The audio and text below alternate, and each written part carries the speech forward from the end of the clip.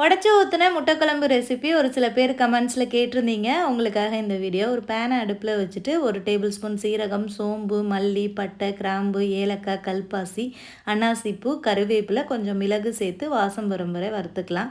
ஒரு கைப்பிடி அளவுக்கு தேங்காய் துருவல், 4 பல் பூண்டு, அரை துண்டு இஞ்சி இது எல்லாத்தையும் மிக்சியில் நல்லா அரைச்சிட்டு வந்துடலாம். அதே பேனில் எண்ணெய் ஊற்றிட்டு ஒரு பெரிய சைஸ் வெங்காயம், கருவேப்பிலை சேர்த்து வதக்கிட்டு ஒரு பெரிய சைஸ் தக்காளி சேர்த்து வதக்கிடலாம்.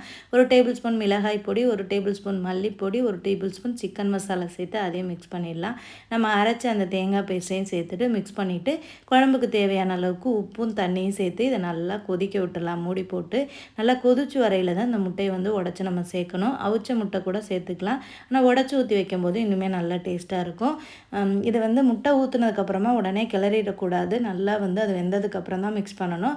ஃபைனலாக கொஞ்சம் கொத்தமல்லி போட்டு இறக்குனீங்கன்னா ரொம்ப டேஸ்ட்டாக இருக்கும். இட்லி, தோசை, சோறு எல்லாத்துக்கூடயும் வச்சு சாப்பிட்லாம்.